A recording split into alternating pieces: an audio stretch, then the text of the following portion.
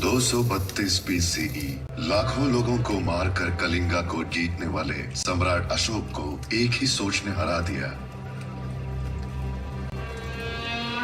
और वो थी पश्चाताप।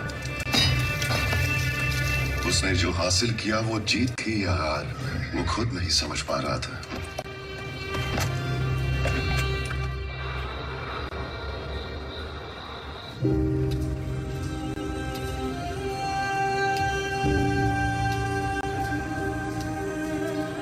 उस पश्चाताप ने एक नए निर्णय को जन्म दिया।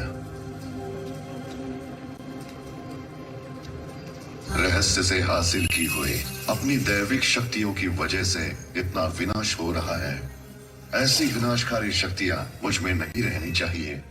ये सोचकर उसने उनको 9 ग्रंथों में विभाजित कर दिया।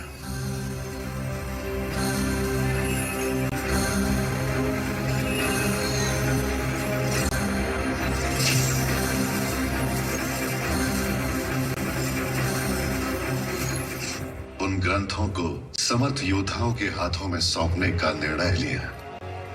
अष्ट सिद्धि वाले ग्रंथों को 8 योद्धाओं के हाथों में सौंपकर अमृत वाले 9वें ग्रंथ को भविष्य देखने की क्षमता रखने वाले महर्षियों को सौंप दिया। इनके द्वारा मानव जाति का संरक्षण गुप्त रूप से करने का आदेश दिया।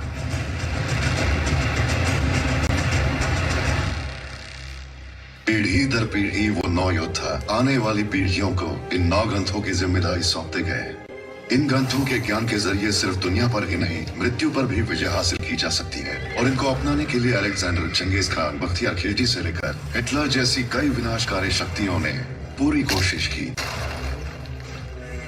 परंतु कोई भी सफल नहीं हुआ। आज की पीढ़ी में इन शक्तियों को हासिल करने के लिए एक असुर सोच ने जन्म लिया।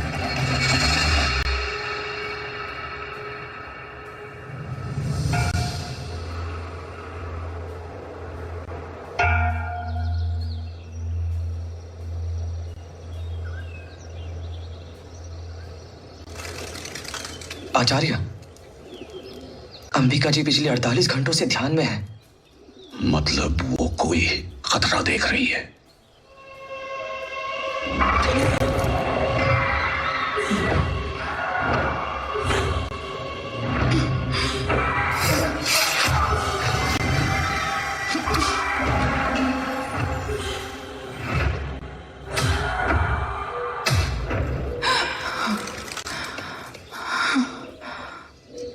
बंशी, 9 योद्धाओं के एकत्र होने का समय आ गया है।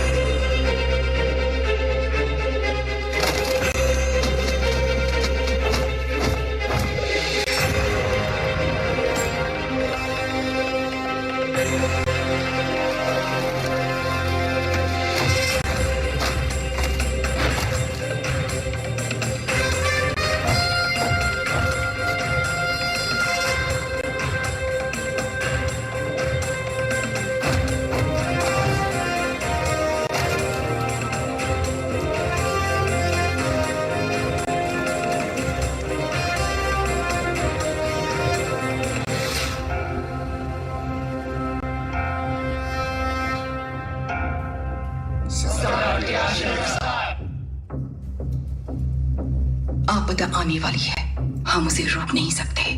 वो तुम्हारे तंत्रवन से शुरू होकर सभी 9 ग्रंथ स्थानों तक फैल जाएगी। ऐसे भयभीत होने की बजाय उनका सामना करना ही बुद्धिमानी है। रोक सकती तो आप लोगों को बुलाकर भविष्य के बारे में नहीं बताती। ये मैं आप लोगों को चेतावनी नहीं दे रही, यही होने वाला है। जो ग्रंथ मेरे सुरक्षा में है उसे मेरे तंत्र ही नहीं, मेरे बनाए सैनिक भी सुरक्षा दे रहे हैं। अंबिका, जो पहले योद्धा का कहना है वही हमारा भी कहना है। Wie Männer ja sind die. हमारे पास भी सेना छू। Unes to je jest armia. Onsettuk Virmag. यहाँ बिना सैन्य का ग्रंथ सिर्फ आपका 9वां ग्रंथ ही है। बताना मेरा धर्म है और आगे आपका विवेक। स्वस्ति। स्वस्ति। अंबिका, वो लोग जा रहे हैं। एक बार फिर से समझा कर देखो। जब अहम आ जाता है तब मस्तिष्क नहीं, कान भी बंद हो जाते हैं। पर यह कार्य होगा कैसे? केवल एक ही मार्ग है, मुझे कैलाश पर्वत जाना होगा। आप गर्भ में संतान लेकर कैलाश पर्वत को कैसे जाएंगी और किसके पास जाएंगी? अगस्त्य मुनि, प्रभु श्री राम का मार्गदर्शन करने वाले त्रिकालदर्शी चिरायु ब्रह्म ऋषि।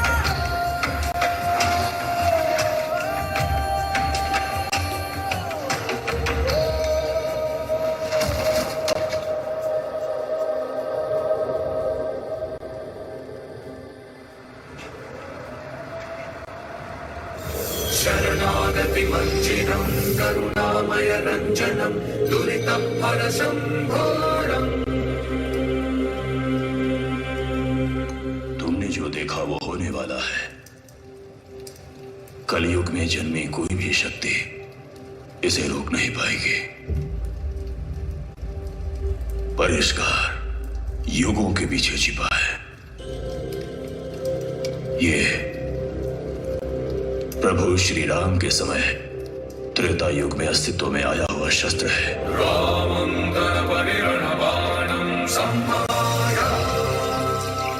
वही है, मिला है।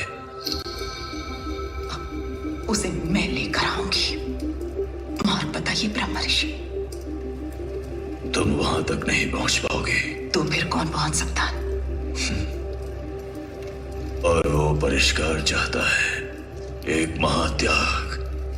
मैं किसी भी त्याग के लिए तैयार हूं तपस्वी। जिस त्याग की बात कर रहा हूं, अगर वो तुम्हारे गर्भ में पल रहा शिशु हो तो भी तुम तैयार होगी, क्योंकि पैदा होने वाले को मां नहीं परिस्थितियां ही पालेंगी। उस शस्त्र तक पहुंचने वाले की कदम कदम पर प्रकृति परीक्षा लेगी, दंडित करेगी, शिक्षित भी करेगी। उसे जीवन में हर ठोकर सहन कर खड़ा होना पड़ेगा, और यही ठोकरें उसे युद्ध का अकेले सामना करने वाला महायोद्धा बनाएंगे। लेकिन यही क्यों?